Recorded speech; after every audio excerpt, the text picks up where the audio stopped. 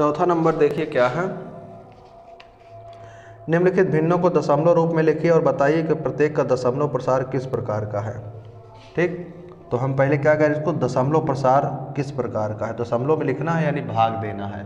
पहला नंबर क्या दिया है, 36/100, 36 में भाग देना है 100 का। ठीक, तो देखिए ये 36 में भाग 100 का नहीं जाएगा, इसलिए दशमलव लगाते हैं और एक जीरो बढ़ा लेते हैं। 360 अब जाएगा 3 बार, तो 100 3 को 300 और ये जीरो, 6 में से जीरो जाएगा 6, 3 से 3 जाएगा कुछ नहीं। अब एक जीरो लगाएंगे और 6, शेषफल जीरो आ गया। 36/100 का दशमलव रूप 0.36 आ गया। अतः यह है शांत दशमलव प्रसार है। इसी तरह आगे वाली सभी संख्याओं को करेंगे हम। जैसे अगला मान लीजिए कोई दिया है चौथा 3/13, तो 13 का भाग देंगे 3 में। ठीक, तो दीजिए भाग, अभी तो भाग जाएगा नहीं, तो यहाँ पे दशमलव लगाएंगे 0, तो 13 दूनी 26, 10 में से 6 जाएगा 4, अब 0 लगाओ, 13 3 39, अब एक 0 लगाएंगे नहीं भाग जाएगा, तो क्या करेंगे, एक 0 यहाँ लगाएंगे और या के यहाँ, तो 13 7 91, 7 आए 9 आएगा और 0, तो 4 6 78 और 2 1, 13 नहीं है 117, 3 0, फिर 13 दूनी 26, फिर देखिए वही से चलने लगेगी। ठीक, इस तरह ये क्या होगा, अनंत तक जाएगा, इस तरह ये अनंत तक। तो ये क्या है, अशांत है, अर्थात 3/13 का दशमलव रूप 0.230769 और फिर से दोहरा जाएगा 2 से, इसलिए इसके ऊपर बार लगा देते हैं। ठीक, तो ये चीज़ बनेगा। अतः यह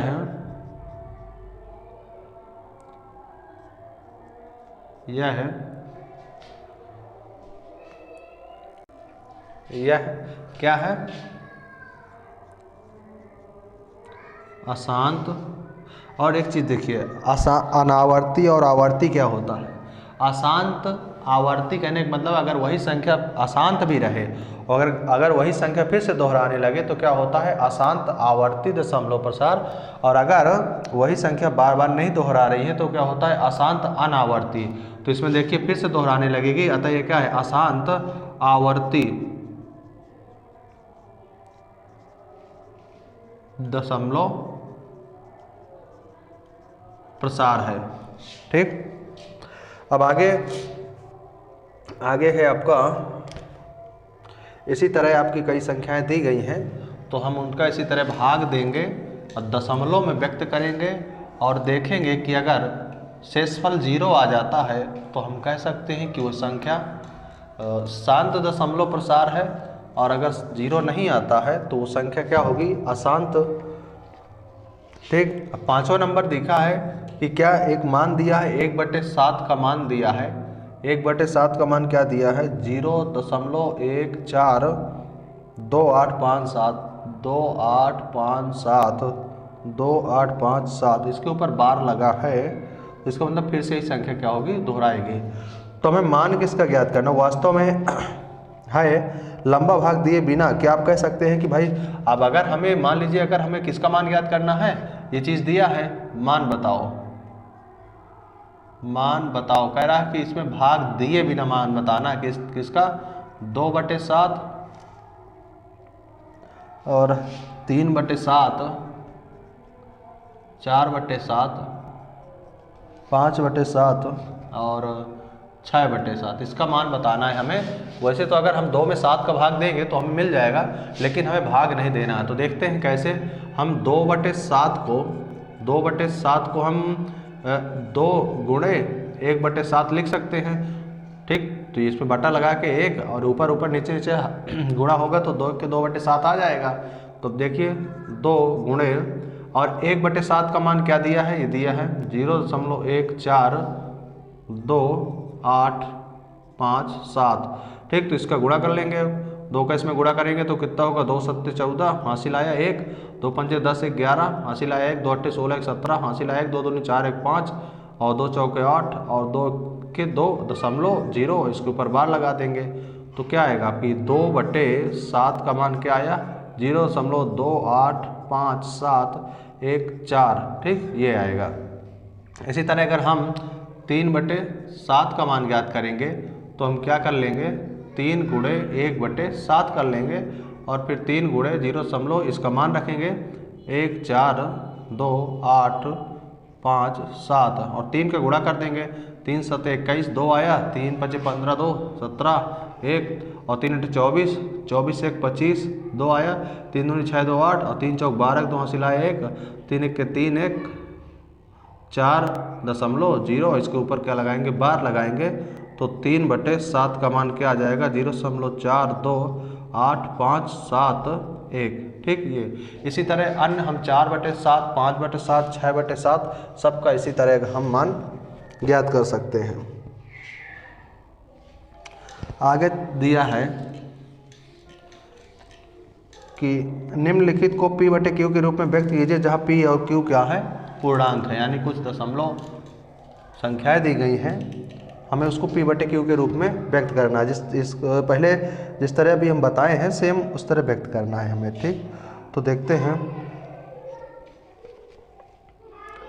कौन सी है आपकी छठवां पहला 0.6 बार है, हमें इसको P/Q के रूप में व्यक्त करना है। ठीक, तो P/Q के रूप में अभी इससे पहले बताया भी गया है, तो ये x बराबर क्या 0.6 इस तरह मानेंगे। तो अब क्या करेंगे, दोनों पक्षों पर 10 से गुणा करने पर तो क्या बन जाएगा 10x और 1 इधर चला जाएगा तो 6.6 ये बन जाएगा। अब समीकरण 1 हो जाएगा समीकरण 2, तो समीकरण 2 से 1 को घटाने पर, तो इसमें से इसको घटाएंगे तो क्या आएगा 9x और इसमें से इसको घटाएंगे तो इधर वाला 0 हो जाएगा, क्या बचेगा 6, तो x बराबर क्या आएगा 6/9। इसको अगर हम काटेंगे 3 से तो 3 दूनी 6, 3 का 9 क्या आएगा 2/3, तो 0.6 बार का P/Q रूप क्या आएगा 2/3 आएगा। इसी तरह हम सब अन्य इसी तरह ज्ञात कर लेंगे। अगला क्या दिया है, 7वां नंबर 0.9999 को P/Q के रूप में व्यक्त कीजिए। क्या आप अपने उत्तर से आश्चर्यचकित हैं? अपने अध्यात्मक कक्षा सहयोगियों के साथ उत्तर की सार्थकता पर चर्चा कीजिए। तो 7वां नंबर लिखा 0.9 बार, तो इसको हम उसी तरह हल कर लेंगे। तो x बराबर मानेंगे 0.999 इस तरह चलेगी और दोनों तरफ 10 का गुणा करेंगे और इससे पीछे वाला जैसे बताया गया सेम इसी तरह है। ठीक, तो आप उसको कर सकते हैं। 8वां नंबर दिया 1/17 के दशमलव प्रसार में अंकों के पुनरावृत्ति खंड में अंकों की अधिकतम संख्या क्या हो सकती है, अपने उत्तर की जांच करने के लिए विभाजन क्रिया कीजिए। ठीक, तो देखते हैं, हम एक संख्या लेते हैं, कौन सा 8वां दिया है 1/17 दिया गया है। ठीक, हमें इसमें भाग देना है 1 में 100 का, वो 17 का, और देखना है कि हमें जो है कहाँ से संख्याएं रिपीटेड दिखाई देती हैं। तो भाग दीजिए 17 का 1 में, तो भाग तो जाएगा नहीं, 0 लगा के दशमलव लगाएंगे तब भी भाग नहीं जाएगा। ये अब देखते 17 पन्ना 85, 17 छक्का 102 ज़्यादा हो जाएगा, तो 17 पन्ना 85, तो ये कितना आएगा आपका 10 5 0 लगाएंगे तो अब ये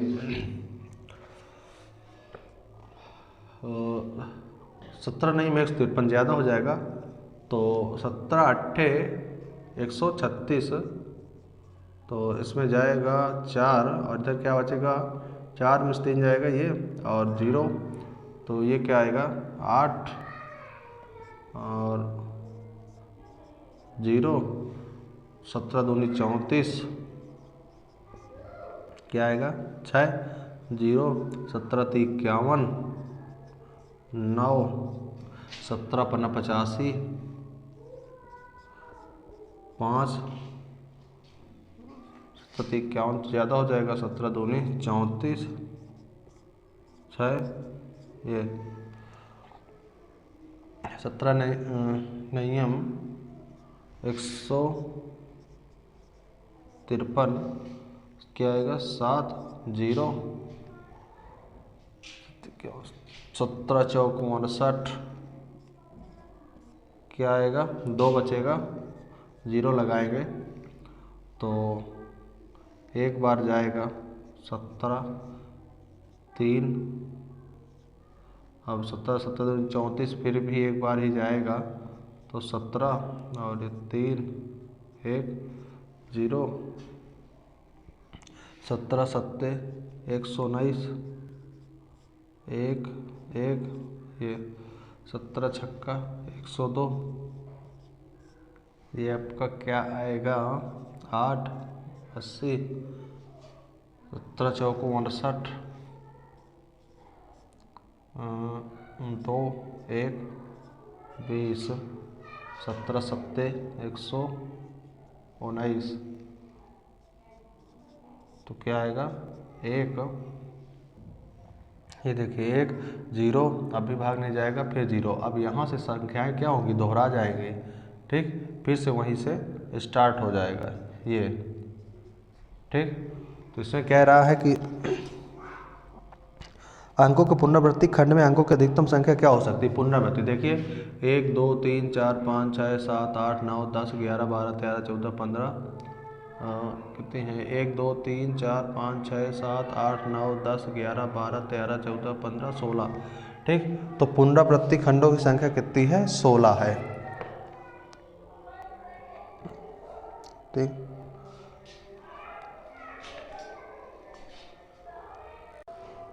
ठीक, अगला देखते हैं।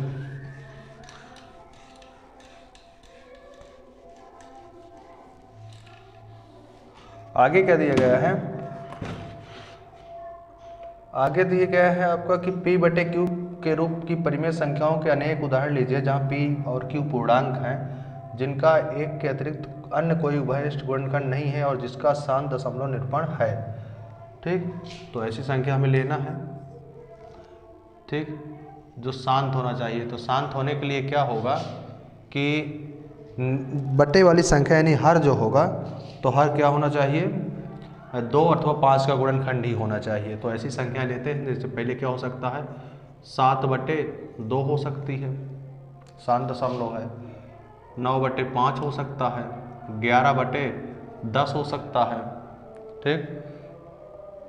इस तरह संख्याओं को लेना है और आपस में दोनों क्या होना चाहिए सहभाज्य होना चाहिए P बटे Q, यानी एक के अलावा और कोई अन्य गुणनखंड नहीं होना चाहिए, यानी 4 बटे 10 नहीं होना चाहिए क्योंकि इसका सह गुणनखंड क्या है, जिसका एक 2 भी है ना, 2 से ऊपर कट जाएगा और 2 से नीचे भी कट जाएगा। अतः ऐसी संख्या लेना है कि दोनों का गुणनखंड क्या होना चाहिए कोफैक्टर यानी संख्याएं होनी चाहिए, ठीक। तो इस तरह से बहुत सारी संख्याएं हो सकती हैं। आगे जैसे ले सकते हैं हम आपका 17 बटे 20 ले सकते हैं, ठीक। इस तरह बहुत सारी संख्याएं हो सकती हैं और इसमें कह रहा है कि क्या आप ये अनुमान लगा सकते हैं कि Q को कौन सा गुणनखंड अवश्य संतुष्ट करना चाहिए, यानी Q यानी नीचे वाला Q क्या निश्चित रूप से हो रहा है। देखिए इसमें 2 गुणनखंड है, ये 5 है, ये 2 गुणे 5 है और ये 2 गुणे 2 गुणे 5 है। अतः Q बराबर 2 5 अथवा 2 गुणे 5 का गुणनखंड निश्चित रूप से होना चाहिए, निश्चित रूप से होना चाहिए, तभी संख्या शांत दशमलव प्रसार हो सकती है।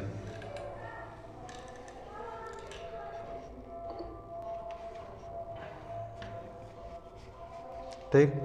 आगे देख, ऐसी 3 संख्याएं लिखे जिनके दशमलव प्रसार अनावसानी अनावर्ती है। यानी अनावसानी अनावर्ती कहने का मतलब कि ना तो कटे, ठीक, और क्या लेना है, दशमलव प्रसार लेना है हमें। तो क्या हो सकता है आपका, ऐसी कोई भी संख्या मान सकते हो, जैसे 0.1 इस तरह आराम से चलेंगी।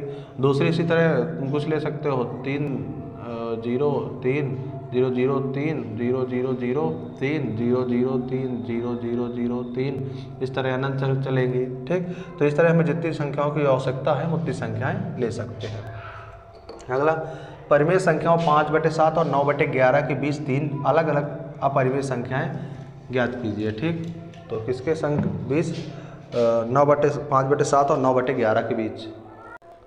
तो देखते हैं 5/7 और 9/11, ठीक। कहने का मतलब कि ऐसी संख्याएं होना चाहिए कि आपका इसके बीच हो, ठीक। तो बीच में करने के लिए देखते हैं, और अपरिमेय संख्याएं होना चाहिए। तो अपरिमेय संख्याएं क्या होती है, जिसको P/Q के रूप में नहीं लिख सकते हैं। और P/Q के रूप में किसे नहीं लिख सकते हैं, जिसका दशमलव प्रसार क्या हो, अशांत हो और अनावर्ती हो, ठीक।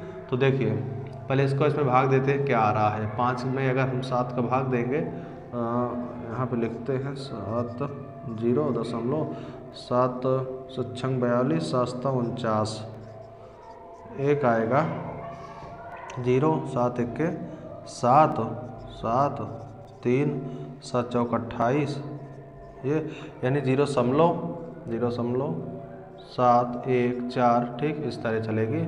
और ये क्या होगा, 11 में भाग 11 का भाग 9 में दीजिए, 0 11 8 88, 2 आएगा 1 और 0 11 क्या आया अब 9,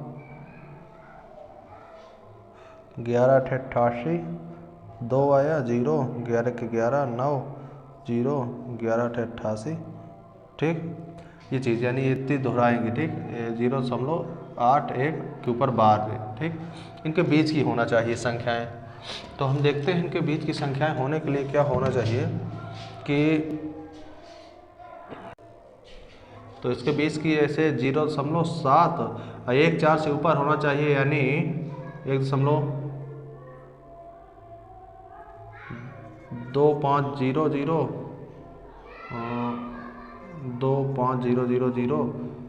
25000 इस तरह, ठीक। ये संख्या ये, और इसी तरह आगे कुछ भी हो सकता है, जैसे आगे अगली मान सकते हो 0.7 2 6 मान लेंगे, 2 6 0 0 2 6 0 0 0 2 6 0 0 0 इस तरह बहुत सारी अगली संख्या मान सकते हैं, 0.7 2 और यहाँ 7 मान लेंगे, ठीक।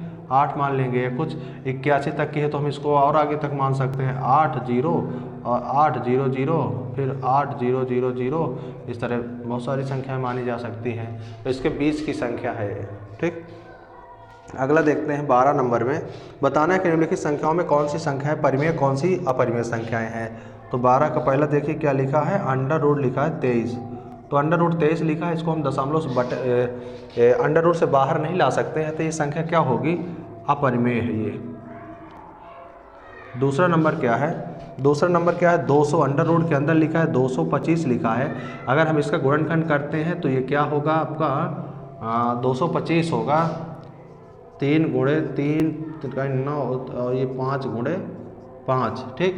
तो अगर ये जोड़े से बाहर निकालेंगे तो बाहर क्या निकलेगा, 3 गुणे 5, इसका मतलब क्या निकलेगा 15, क्योंकि 15 का वर्ग है अंडर रूट के अंदर, तो ये चीज़ निकलेगा। अतः ये क्या होगी, ये संख्या क्या है, परिमेय है, क्योंकि 15 को हम 15/1 यानी P/Q के रूप में लिख सकते हैं। तो ये संख्या क्या होगी, परिमेय होगी, ठीक। इसी तरह क्या है 0.3796, तो देखिए ये भी क्या है, ये शांत दशमलव प्रसार है। तो हम इसको क्या करेंगे, हम बटा लगाएंगे, दशमलव के नीचे 1 लिखेंगे और जितने दशमलव के आगे संख्याएं हैं उतने 0 लगा लेंगे। तो 4 संख्याएं हैं, 4 0 लगाएंगे तो संख्या क्या बन जाएगी, 3796 बटे क्या बन जाएगी 10,000। अब जो कटेगा तो काट देंगे और ये p/q के रूप में हो जाएगी। ठीक, अगली वाली संख्या क्या है? 7.4784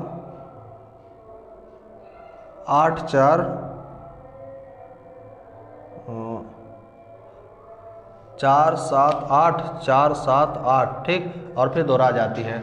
ठीक, इसका मतलब ये क्या 7.478 बार, इसका मतलब इसको हम p/q के रूप में लिख सकते हैं। क्या करेंगे हम, इसको जो है हम समीकरण 1 मानेंगे और फिर इसमें दोनों तरफ 1000 का गुणा करेंगे क्योंकि 3 संख्याओं के ऊपर बार लगा है। ठीक, तो x बराबर मानेंगे तो 1000 का गुणा करेंगे तो क्या हो जाएगा 1000x, और ये क्या हो जाएगा 7 और 3 अंक दशमलव इधर जाएगा 78.478 और 478 ये 0.2 हो, वो समीकरण 2 होगा। इसमें से इसको घटाएंगे तो 1000 से 1 जाएगा तो कितना आएगा 999x आएगा, और इसमें से इसको घटाएंगे तो ये घट जाएगा, और जब 7 से घटाएंगे तो 7471 आएगा। तो x बराबर कितना हो जाएगा 7471/999। इसमें जो कटेगा तो काट देंगे, नहीं तो इससे लिखेंगे तो p/q के रूप में आ गई। तो इसको भी हम p/q के रूप में लिख सकते हैं। तो ये संख्या भी क्या होगी, परिमेय संख्या होगी। अगली क्या है 1.101 ठीक, इस तरह चल रही है। यानी देखिए अशांत है और अनावर्ती भी है, तो ये क्या होगी संख्या अपरिमेय होगी, क्योंकि इसको हम क्या p/q के रूप में नहीं लिख सकते हैं। ठीक, अब देखते हैं 1/1 और 2 के बीच एक अपरिमेय संख्या लिखना है। 1/2 के बीच अपरिमेय संख्या लिखना है। तो देखो 1 और 2 के बीच, 1 और 2 के बीच क्या लिखेंगे, तो 1 और 2 के बीच 1 है 2 है। देखिए √2 हो सकता है, क्योंकि 1 का मान क्या होता है 1, √2 का मान 1.4 है। ठीक, 1 इस तरह करके होता है और 2, तो इसके और इसके बीच के हैं, तो 1 और 2 के बीच की संख्या अपरिमेय संख्या क्या होगी √2। अगला देखो क्या लिखा है 14 नंबर, क्या लिखा है 1/3 और 1/2 के बीच की हमें कितनी संख्या निकालना है, 3 परिमेय संख्या निकालना है। ठीक, तो ऐसा करते हैं, इसमें हम ऊपर नीचे 2 का गुणा कर देते हैं, तो 2/2 3 6, और इसमें भी हम कितना गुणा कर दें 3 का गुणा कर देते हैं। अगर तो ऐसा अगर 3 का गुणा ना करो इसके और चलो 3 का गुणा कर देते, तो 3/3 दूनी 6। ठीक, ये बन जाएगी। अब देखते हैं हमें 3 संख्या ज्ञात करना है, इसलिए हम 4 से गुणा करते हैं। ठीक, 3 संख्या ज्ञात करना है तो हम ऊपर नीचे 4 का और गुणा कर देते हैं। तो 4 का गुणा करेंगे अगर हम, तो क्या मिलेगा हमें, ये मिलेगी हमें 4 दूनी 8/4 6 24 और 3 चौक 12/6 चौको 24। तो 8 और 12 के बीच देखिए 8 के बाद क्या होगा 9/24 हो सकती है, 10/24 और 11/24। ठीक, ये 3 संख्याएं हो सकती हैं इसके बीच में। और इसके भी 2 परिमेय संख्याओं के बीच अनंत परिमेय संख्या होती हैं। ठीक, यहाँ पे मैंने ये 3 निकाला है, अगर कोई दूसरा निकालेगा तो दूसरी भी संख्या निकाल सकता है। ठीक, तो तीनों क्या है ये इसके बीच की है, यानी अगर इसका हम दशमलव प्रसार निकालेंगे तो और इसका दशमलव प्रसार निकालेंगे तो इन दोनों के बीच में ही आएंगी। ठीक, अगर हम 4 के अलावा 5 6 का गुणा कर देते तो कुछ और ज़्यादा संख्या निकल आएंगी इसके बीच की। अतः 2 परिमेय संख्याओं के बीच अनंत परिमेय संख्याएं होती हैं, इसमें कंफ्यूज नहीं होना है। ठीक, मैं निकाल रहा हूँ ये, कोई दूसरा कुछ और भी निकाल सकता है। इसी तरह और अन्य है, जैसे अगर 2 और 3 के बीच कितनी संख्याएं कह रहा है निकालने के लिए, 3 कह रहा है, तो इसका मतलब हम ऊपर नीचे 4 का गुणा करते हैं। तो कितना हो जाएगा ये ऊपर नीचे 4 का अगर हम गुणा करेंगे तो ये क्या हो जाएगा 4 दूनी 8/4 और ये क्या हो जाएगा 4 3 12/4। तो देखिए क्या होगा 9/4 होगा और 10/4 होगा 11/4 होगा। ठीक, ये तो बीच की संख्या क्या होंगी, ये होंगी बीच की संख्या। अतः जितनी संख्या ज्ञात करना होता है उससे एक ज़्यादा हम दोनों तरफ गुणा कर देते हैं ऊपर नीचे, और फिर 8/4 है ना, तो इसके बीच में देखिए 8 के बाद क्या होगा 9/4 10/4 11/4 12/4 है ये। तो इस तरह हम संख्याओं के बीच में परिमेय संख्याओं के बीच में दी गई परिमेय संख्याएं ज्ञात कर सकते हैं। ठीक, आगे देखेंगे अगले लेक्चर में।